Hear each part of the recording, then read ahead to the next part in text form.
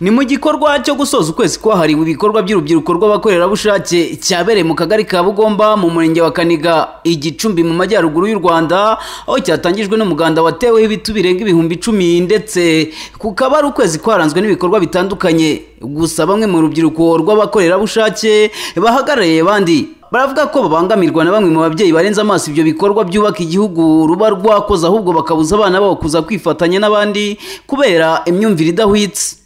Icyo dusaba abenshi bumva bafite imyumvire kumva ko umukorerabushake ari umuntu utagira akazi cyangwa utagira ikintu akora, ariko ntago ariko biri, kuko mu bakorerabushake dufite ingeri zitandukanye.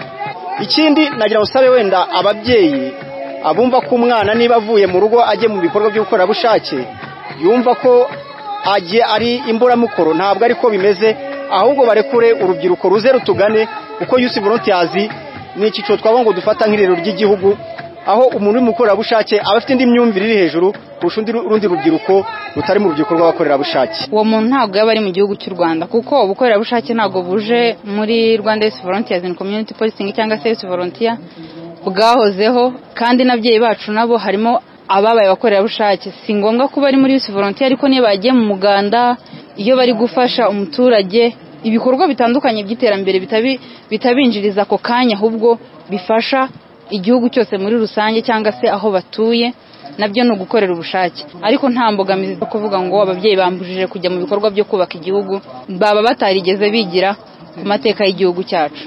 Maurice Mugabo wa Gahunde, guverineri w'intara y'Amajyaruguru, wari umushyitsi mukuru muri iki gikorwa, yasabye urubyiruko rw'abakorerabushake kurenga imbogamizi nk'izo, ahubwo rugakomeza aho rugejeje mu bikorwa byubaka igihugu, ndetse arusezeranya ko inzego z'ubuyobozi zirushyigikiye. Uyu mukoro abari babahagarariye barawemeye mu izina ryanyu, nizere ko banawubagejejeho kandi mukaba mubirimo neza, kuko natwe turabibona. Aha rero niho mbasaba kugira ngo dutizanye ingufu, natwe ku rwego rwacu nka local government twiyemeje kubaba hafi kugira ngo coordination ibikorwa mukora bikorwe neza kandi bihabwe n'agaciro.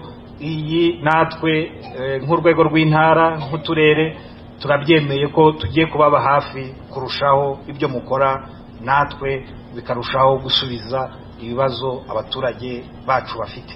Urubyiruko ndabasaba by'umwihariko gukomeza kwitwara neza muri byose no gufasha abaturage guhinduka, cyane cyane guhindura imyumvire. Ndabasaba kongera kuba hafi inzego zibegereye za leta, nabo kandi biteguye kubumva no guha agaciro ibitekerezo byanyu kugira ngo iterambere twifuza turigereho vuba.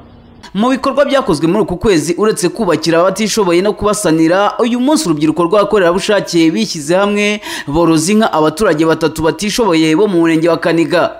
Minaroke kandi itangaza ko kugeza uyu munsi urubyiruko rw'abakorerabushake rubarirwa mu barenga miliyoni. Haberwa Gakuba Prudence, Isango Star.